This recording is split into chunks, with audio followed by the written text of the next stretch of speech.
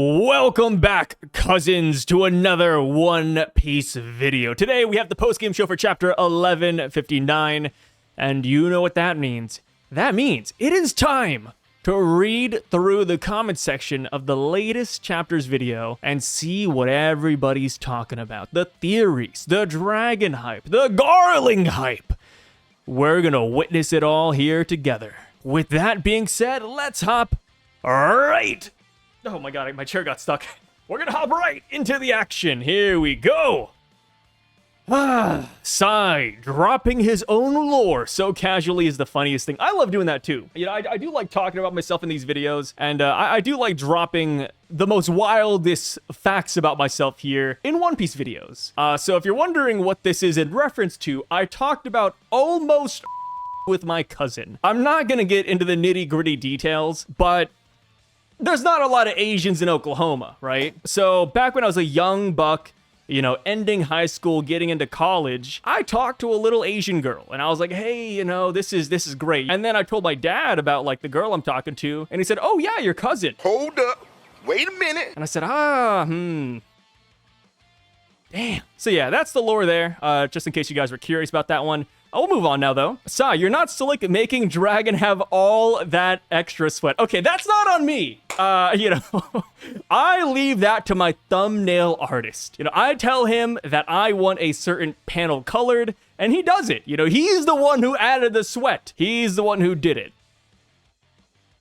This says, Dragon was traumatized by the atrocities he witnessed at God Valley. This is why he always looks east. That's crazy. This one says, the reason the Rocks pirates don't talk about rocks seems to be the opposite of what we thought. It seems they actually have good memories of him, but he died so tragically that they don't want to talk about it. I know they're rough with each other, but aside from the dirty betrayer, it isn't that bad compared to what Nami does to Luffy, Zoro, Sanji on the daily basis. That's a crazy comparison. But yeah, I really wish that Kaido, Big Mom, even Shiki, we don't know what's happening to Shiki currently, but I hope we get all these big names in a room again, just so they can reminisce about rocks or talk about rocks, because I think that would be really cool, you know, because we had this image of rocks built up before the flashback, like, oh, he's a dirty bastard, right? Oh, Garp and Roger had to team up to take him and his crew down because they're that dastardly. And then we look at him now, and yes, he's still a villain. He's still a notorious pirate that has possibly burned down towns, attacked innocent people, but at the end of the day, he's not the worst. So I really do hope we get somebody reminiscing about him. Maybe Scopper does that, right? Scopper is currently on the island with us. Maybe after this flashback, he said, yeah, you know, Rock's troubled man, but he's a good father at the end of the day. I think that would be really cool. Damn, Garling killed Shanks and Shamrock's mom just like that. And he really wanted to win Shaki. What a POS. Yeah, you know, I think Oda's doing a really good job with Garling. I saw somebody compare it, but they said, oh, who is the rougher villain, right? Is it Garling or is it Saturn? And it could be R word, recency bias. But a lot of people are saying Garling is more of a demon than the Gorosei could ever be. I mean, hell, when Garling walked into the Gorosei room, they were all shook, right? Jupiter, we had a whole panel of him, and he was like, Garling? You know, Garling, what are you doing here? So yeah, Garling, he is a true and blue monster, which I think makes a great villain. Very entertaining to watch, and at least for me, I think he kind of steals the show, right? I am excited to see what his future matchups will look like and who will actually take him down. Shanks avenging his mother. People even say Shamrock could also avenge their mother. People are saying Dragon. People are saying it could be Luffy or Zoro because he has a sword, right? I think Garling will provide us an amazing battle down the road. Not gonna lie, man. I think the interesting thing that Garling found at God Valley was the Davy clan, I agree. And he found out because Shanks' mom told him because she is one of them. I do think that Shanks' mom told Garling about the Davy clan. Is she one of them? I held a poll about this, and that poll right now is very mixed. I'm not even joking, it's almost 50-50 out of 7,000 votes. I don't think she is. I don't even know. I'm not confident either way. Like, I feel like there's more reason to believe that she is than not. Because if she isn't, right, if she's not a part of the Davy clan, then why would you even bring this up, right? And then, of course, this could tie back to Shanks being the child of destiny. He's the child of destiny because he's a celestial dragon, and he's also a part of the D clan, the Davy clan. So yeah, she was so in love with Garling that she ended up confessing her secret lineage. She looked very happy when Garling returned this chapter, so I think she actually trusted him and thought he was a nice guy. And that's how it goes, man. You know, I do think, this is gonna sound crazy, I do think Garling is very charismatic. He is 100% a ladies' man. And yeah, like he probably made her believe that he was in love with her, that she was the only one, and of course, she spilled all of her secrets, which, it's tough, that's tough. Rip Don Marlone, the Godfather. I love that we just give him that epithet. Just call him the Godfather.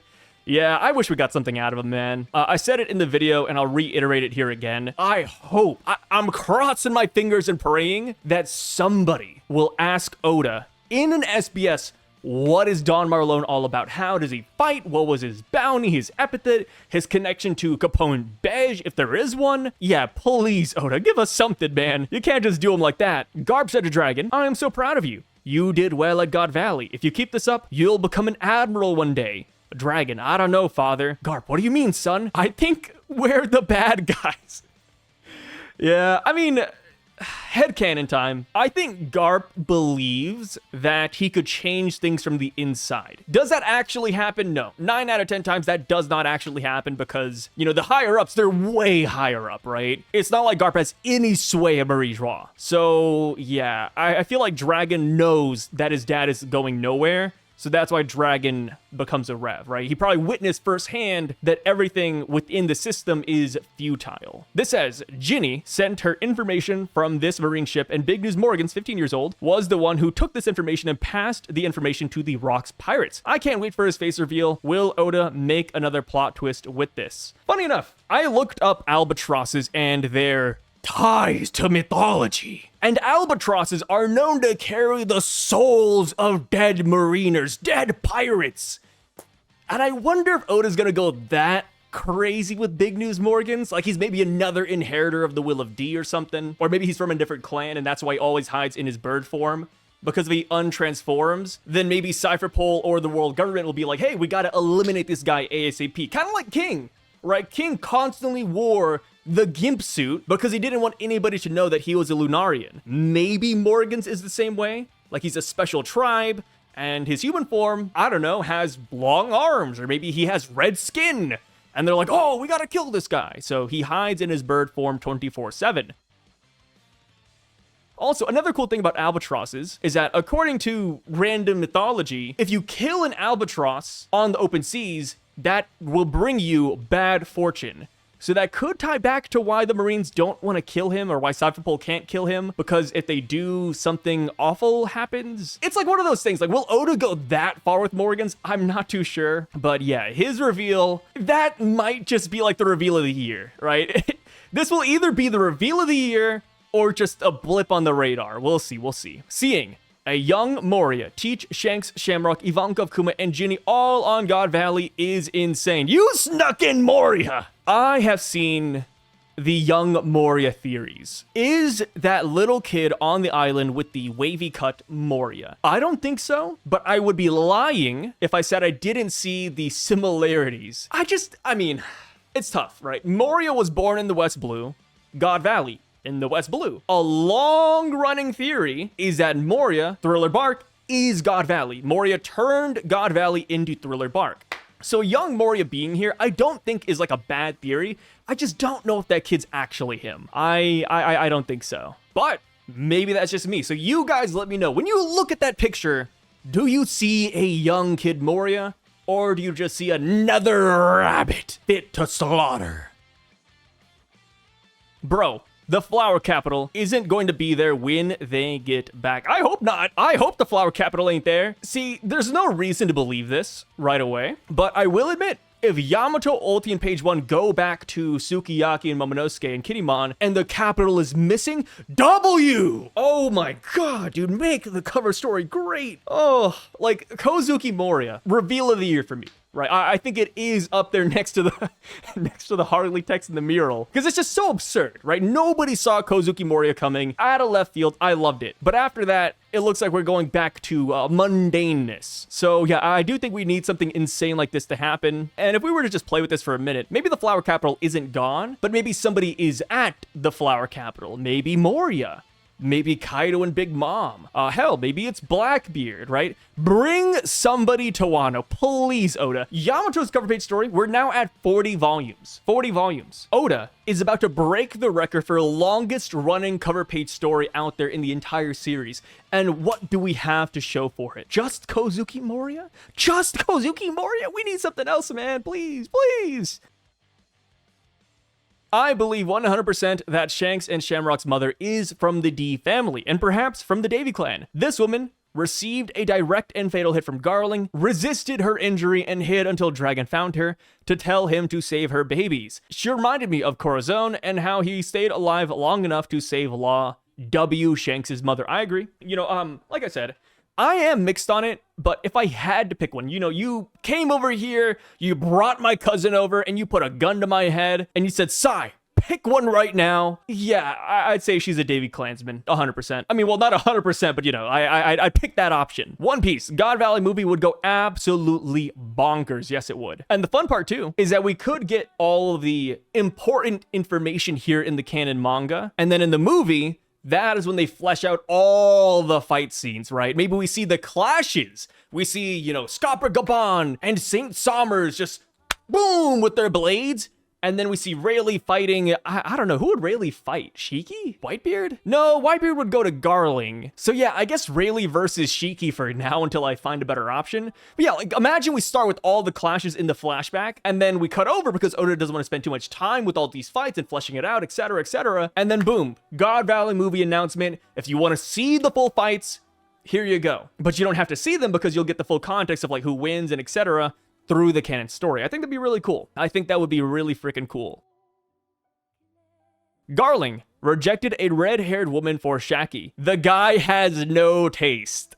Hey. Red hair isn't bad. You know, I am a fan of hair colors. Pink is up there because of Perona. Blue's up there. Red's up there. I still like black too, right? Back to the classics. Yeah, where would you guys rank your hair colors for women? I don't know. Like black, you just can't go wrong with that. But red isn't bad either. You know, always gotta like a woman with dyed hair. This one says, this chapter further solidifies my theory. Davy Jones is Blackbeard's ancestor. Blackbeard is a parallel to Shanks, and Davy Jones could be Joy Boy's rival in the Void Century. I agree with all this.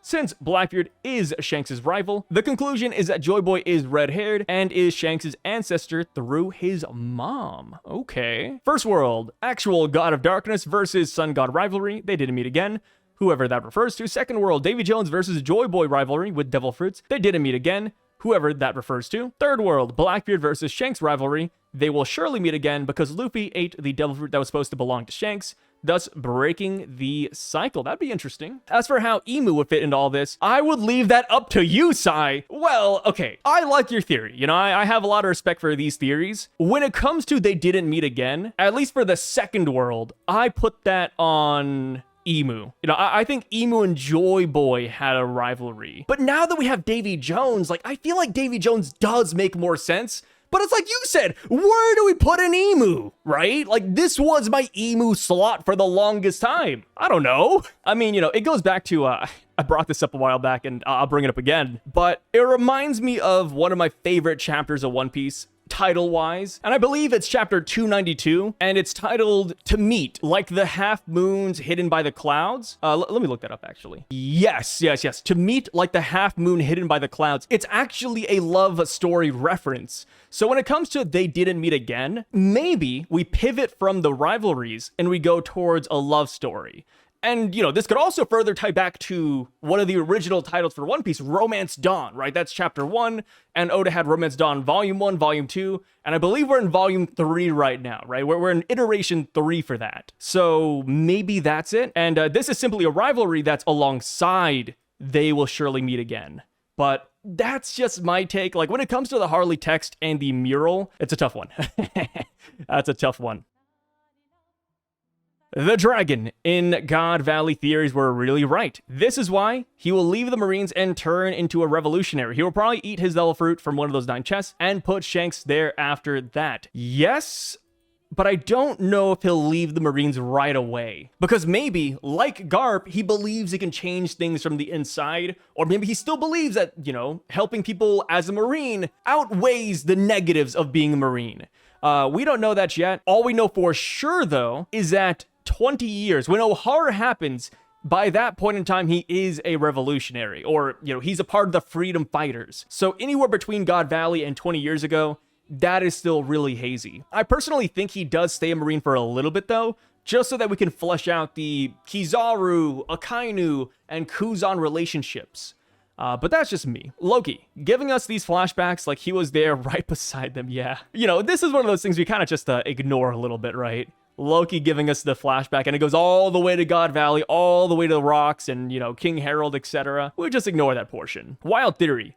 Big News Morgans is always in his zone form because he is the man marked by flames. This right here wouldn't be a bad theory, right? Morgans has been around the block for a minute. I don't know how I feel about it, though. Like, we've seen Big News Morgans' ship, and it's a flying ship, right? Apparently, whoever the man marked by flames is, they have a full black ship that sails on the water and that can cause whirlpools. If it is Morgan's, then we're essentially saying that he has a hidden ship somewhere out there, right? So I don't know. That's what really gets me right now. As far as him creating whirlpools, maybe the Albatross can do that. You know, Albatross mythology goes kind of hard, so maybe he does have that ability, but we will see. We will see. I think the reason Sengoku stated that Garp and Roger protected the Celestial Dragons is due to Rox arriving on the island and seeing his wife dead and his son missing, which causes him to lash out, killing everyone in his wake, and Roger is against killing, so he decides to protect the weak Celestial Dragons and the Marines. Yeah, that could be it. I've also seen a theory saying that he could get Domi reversied, and that is why Garp and Roger have to stop him. Because, just like you said, you know, he goes on a rampage when he gets Domi reversied. But that is a theory for a different day. I'm sure somebody else will bring it up in the comment section. But yeah, I feel like there has to be a good reason why Garp and Roger teamed up, right? Because Garp is going there for Roger, right? Garp did not say a single word about Roxy Xebec. So it must be something insane that happens that causes Garp, out of all people, to forget his rivalry with Roger for a minute and instead team up with them. Dragon, Dad, I will be going to God Valley. They said it will be a training exercise. Garp, okay, good luck dealing with the World Nobles field trip. I'm going on vacation and will give you some souvenirs. Wait, what? Yeah, it's kind of funny. You know, Garp chilling by a pool with a bunch of baddies. Yeah, he did not care, man. Garp was straight up chilling right here. Saber in Spanish is to know. So, Saber of Xebec makes Blackbeard's motive valid. Not gonna lie, if he knows what his pops went through. Yeah, Saber. Yeah, I don't think that's bad at all. I mean, I do think just straight up Saber as in sword also works too, just because he is like Rox's sword, right? Rox couldn't finish his mission, so Blackbeard picks up the sword in his father's stead. Garling almost seemed uninterested in his kids with the way it was written with the trailing off. So I'm curious as to why he would keep his half-breed kids when Bonnie was clearly not considered a celestial dragon. Also, I feel like Kuma might have been the one to save Blackbeard because Whitebeard finds him all the way on the Grand Line at Shade Port, which could be because he got blasted that way. If that is Moria on the island, then it might be that he got to Wano and was raised there because Kuma also blasted him there. I don't know. Okay. Correct me if I'm wrong, Kuma can only send people to islands he's visited in the past, right? I think that is somewhat confirmed? I don't know. But yeah, overall though, as far as the first part goes, it could also just be that Garling knows that Bonnie has sapphire scale disease. Because the way it worked is that they experimented on Ginny. Ginny gave birth to Bonnie, and then Bonnie inherited devil fruit powers, but also the sapphire scales. There's a chance that Saturn told Garling, like, hey, you can keep the baby, but let me tell you, Garling, if you keep Bonnie, she will develop this disease in a couple of years. And then Garling, you know, a guy who slept with many women and has many kids already and has Shanks and Shamrock, he's like, yeah, I don't need Bonnie. Just kick her to the curb. Get her out of here. I could see that being the case too. As far as like why he wants to keep the half-breed kids, It could be because he knows that they're D-clan members. Just like how Scopper Gabon referenced Shanks as the child of destiny, there's a good chance that Garling also knows that same legend. Like maybe he looks at Shanks and Shamrock and he's like, yeah, these are kids of destiny. I'm keeping them. But Bonnie, you know, my blood mixed with the commoner's blood, yeah, I don't need that. You know, if she was a D-clan member or a Davy clan member, that's a different story. But because, you know, she spawned from a nobody, we can just kick her to the curb. Rox and Harold having a drink reminds me of Shanks and Whitebeard, Roger and Whitebeard, and even Kaido and Shanks talking. Kaido and Shanks talking. I don't think we've had that in the story, have we? We know that they talked, but I don't think that's in the manga. Let me see. Okay, I just had to check. We do not have any interaction between Shanks and Kaido in the story. I thought I was going through like a Mandela effect. I was like, wait, did I just like erase this from my mind? We know they talked though. Like I said, you know, Shanks did stop Kaido from going to Marineford, but that's all we know. But also another thing that's odd about this, by the way, about Kaido and Shanks talking, is that when Shanks showed up to Marineford, a lot of Marines were like, wait, this happened yesterday. Like Shanks talked to Kaido yesterday. How did the red-haired pirates get to Marineford so quickly? It doesn't make sense. That right there is when somebody asked Oda, hey, does Shanks have a twin brother? Oda didn't say anything. What if Shanks never talked to Kaido and instead it was Shamrock? You know, Shamrock caught wind that Kaido was going to go, and Shamrock stopped him. I don't know if that would fit. You know, if that was a thing, I would hope that Kaido would know the difference and Kaido would mention it, but maybe Oda was waiting for that reveal till later. I don't know. You guys let me know how you feel about that one. Yeah, that's a hazy one, right? Like, I think I prefer Shanks doing it, but Shamrock isn't an awful option. And if it was Shanks, you know, eventually we're gonna have to explain how Shanks was able to get from point A to point B so quickly. But of course, ever since we saw the Gorosei, the answer a lot of people kind of go with is that Shanks used an Abyss Circle for his whole ship, and that's how they got there. But even then, it's like, wait, does Shanks actually have Emu-related powers, or does his ship just go faster than other ships out there in the world?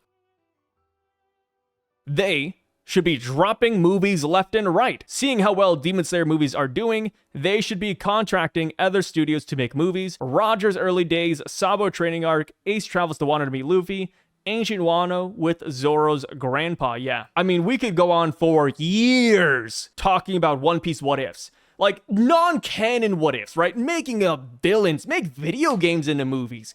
So much potential, even for Film Red. Before the story got focused around Uta and became Film Red, one of the original ideas was that Impel Down got turned into a flying prison and Bon Clay escapes with the help of Luffy and the gang. Brother, what a movie idea! You know, what are we doing, man? I don't get it. And, you know, going back to One Piece video games, same thing. You know, people look at Bandai Namco and they're like, yeah, those guys are awful programmers. They're bad conceptualists. Like, yeah, they don't have the talent to make a good One Piece game. Well, trade off the IP. You know, get royalties from the IP. Do anything with One Piece, guys. What are we doing? They're allergic to money. The worst part is that they actually have sold the One Piece IP to certain companies. Look up One Piece Ambition right now. It's a mobile game that is only available in China. The graphics are good. The cutscenes are good. The fight choreography is good. Why is that not global? I get it, right? Not everybody wants a One Piece gacha mobile game, but still, the quality that's at, why not release it to the world? Why not sell the One Piece IP to other companies that can release globally? It doesn't make any sense. They're allergic to money. I feel like Emu is likely the one who killed Xebec. The fact that Oda showed us how Emu can possess Gunko shortly before cutting to this flashback might be a bit of foreshadowing. This chapter confirms Gunko is at God Valley, so maybe Emu gets impatient and possesses Gunko at God Valley. Then Emu plus the Holy Knights fight against Roger, Garp, and Xebec. The Rocks Pirates use that time to escape after getting what they want, while Roger's crew helps fight along with Garp and maybe, but probably not, Dragon Copium. This could be how Scopper knows about the Holy Knights and how to fight against them. In the end, Xebec might end up sacrificing himself so everyone can escape, but Teach's mom won't make it out because of what we've seen with other mothers in One Piece so far. Could be that Teach plus mom end up finding Kuma, and only Teach gets teleported away via Pawpaw Fruit with the other civilians. What's also interesting to me is that Garling says that the island will disappear when talking to the red-haired woman. That means Emu and the Gorosei already planned in advance to obliterate the island after the event. We know they cannot use Uranus without the Mother Flame, so they must have some other way to power it temporarily, like the theory of it having a little bit of leftover energy. Once they realized it was out of power, they tasked Vegapunk with making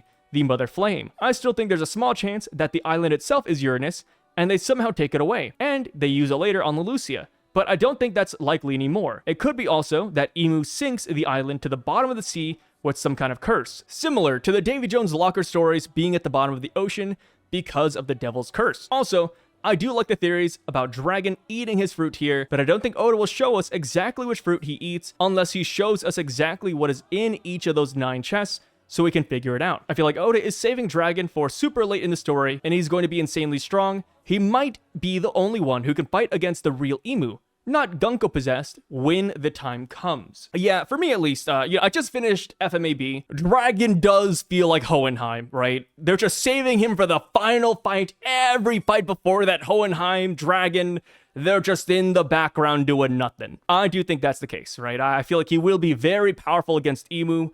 Maybe Dragon even found something that ends up being Imu's weakness. I think that could be the case. As far as seeing his devil fruit here, I think we'll get that. I feel like watching a character eat their fruit and then trying to learn and master the power over the course of time, I think that's a lot of fun. So I hope we do see the full extent of what his powers are. And if we're talking about like, oh, his fruit or powers could counter Imu, maybe it's another god devil fruit. Yeah, I think a lot of people are turning pretty sour on the mythical zone route, but hell, if Dragon does have a mythical rain god devil fruit or forest god devil fruit or earth god devil fruit, I think that'd be pretty fire. Or even wind god, right? We haven't heard about a wind god, but maybe they exist. Maybe they exist out there somewhere. And then as far as how Imu will sink the island, I do like the Davy Jones route you went. Like maybe it just sank down because of some curse. Or, going back to Film Red. Wow, we're mentioning Film Red a lot in this video. But during one of the screenings, Oda did say, look it up, Sandman posted about this one. He did say that a demon like Tot Musica actually exists in the One Piece world. We just haven't seen it yet. And I think they also said that Oda has not drawn that monster yet either. Maybe at the end of the rabbit hunting tournament, as part of Celestial Dragon rituals, they sing a song and then a demon comes out and they get rid of the island. Of course, very convoluted. That sounds really stupid, but it could happen, right? All right, so now on to the first part about this comment. I like the idea that Imu does kill Xebec. Since Imu - the Celestial Dragons have been trying to exterminate the Davy clan for 800 years, imagine how cathartic it would be if Imu were to do it, right? Imagine Imu's the one who put the hit on them initially, and they're like, okay, where is the Davy clan? Where is the Davy clan? Where's the Davy clan? Oh, we found him. It only took 8 centuries. Yeah, I would want to land the final blow. Outside of Imu, I would also want Garling to do it, just to put more emphasis on how much of a villain he is. Maybe Rox is about to escape the island. Maybe Blackbeard or Blackbeard's mom are held hostage, and then Garling uses that opportunity to stab Rox. I hope that Garling plays dirty here, right? Anything to win. It's a pirate's world. I think Garling could be, the embodiment of that in a way. As far as Garp helping Roger and Xebec fight Imu, I don't know. That's a tough one, right? Because that's Garp directly going against Celestial Dragons, his bosses. For Roger, sure. We can give that to Roger, but Garp's a really tough one, right? He's in between a rock and a hard place, literally. Like, I just imagine if Garp actually fought against Imu and the Celestial Dragons, I feel like he wouldn't have a job the next day. I don't know if he'd actually have the title of Hero of God Valley, right? Maybe he would. Maybe they let it slide for Garp because they needed somebody to put the Xebec death on. Yeah, that could be it, right? Hey, we don't like Garp, but Garp is the strongest character on the island, and if we said that he killed Xebec, that would make sense and the public would buy it. Yeah, that's an interesting one to think about.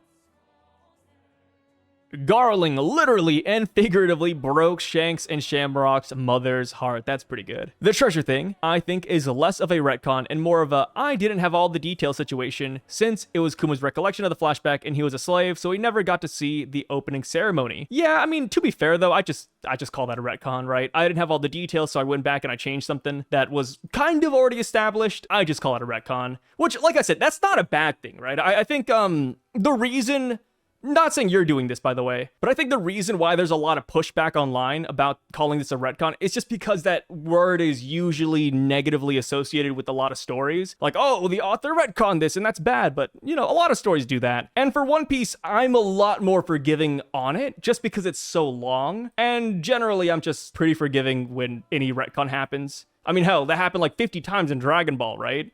And people typically don't complain about that. They have preferences on what they think is better, but when a retcon happens in Dragon Ball, it's just another Tuesday. Man, Marked by Flames sinks ships in whirlpools as well. Yeah, that is true. People are saying Dragon could be the one who steals a black ship here, and he does this, but I don't know, would Dragon really gatekeep the One Piece? And also, how does he know about the Fishman Island poneglyph? Well, then again, he's old as hell, so maybe he just has that information. And plus, he has Hack, actually, a fisherman within his crew, so maybe Hack told Dragon about the poneglyph underneath the red line. Dragon is the one who saved Shanks and put him in the treasure chest. Later, Shanks knows that Dragon saved him, and that is why he went to Goa Kingdom to take care of Luffy and save him. Well, to be fair, Shanks didn't, like, go to Goa Kingdom just for Luffy, right? It seems like Luffy was just there, right? Shanks never sought him out. So when it comes to Shanks saving Luffy, I think it's more poetic, but I don't think that Shanks was really considering his debt to Dragon at that time. Personally, I think Shanks is just that kind in general, and no matter who it would have been, I think Shanks would have bet his arm on the future. Like, hell, Colin, for example, right? I think that Shanks would do this for Colin too. Like, Colin's about to get eaten by a sea monster. I think Shanks would sacrifice his arm. Maybe not both of his arms, right? Because then he'd be like a torso, just walking around. But yeah, I think Shanks is just a nice guy overall. This says, nah, Oda cannot switch Luffy's family name after 25 plus years of him saying, I'm Monkey D. Luffy and I'm gonna become king of the pirates. If Luffy has a secret name as well, that would be an L retcon. Yeah, and that's one of the reasons I'm not like the biggest fan of changing Luffy's name and having, you know, the Monkey Clan be something secretive. Like, we have so many clips of Monkey D. Luffy. Brother, people have Monkey D. Luffy tattooed on them. If it turns out to be like something else, like Moon Key D. Luffy, you know, it's gotta be like something that flows off the tongue, something similar, but yeah, I do want to just keep Monkey D. Luffy. I hope it's not like a Rocks D. Xebec moment where it's Davy D. Xebec, but we'll see.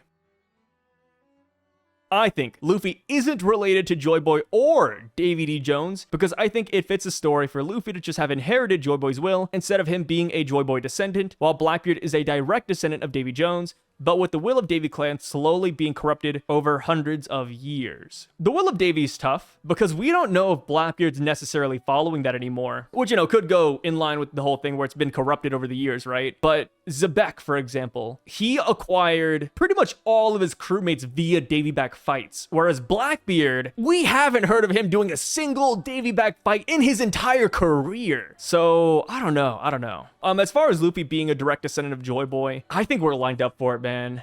You know, I could go either way with it. I'm not picky when it comes to Luffy's lineage. I think there's a good chance he could be a Joy Boy descendant. I think there's a chance he couldn't be. I'm 50-50 on that one. I don't really have like a solid opinion. So now it's clear that the sake Shanks brought to Whitebeard was from God Valley. That means either there are shops which are selling the sake, which was brewed at God Valley, or the island wasn't destroyed. That is true. That is very true. You know, this is still a big mystery right here. Like, how does Shanks have sake from God Valley? Perhaps instead of Emu and the Holy Knights destroying the island, they take the island for themselves. Like, maybe the island is somewhere up there alongside Marie Joie, which would be really weird. I don't know how they do that. Like, they can't just make an island float. Well, technically you can using Pyrobaloin and cloud technology, but I doubt the world government has that. And then lugging the physical island up there too wouldn't make sense. And then for Shiki, you know, obviously he's not working with the Celestial Dragons. So yeah, that's a tough one. I do think that you're onto something here. I think there is a chance God Valley exists somewhere. Like, maybe in a different dimension. You know,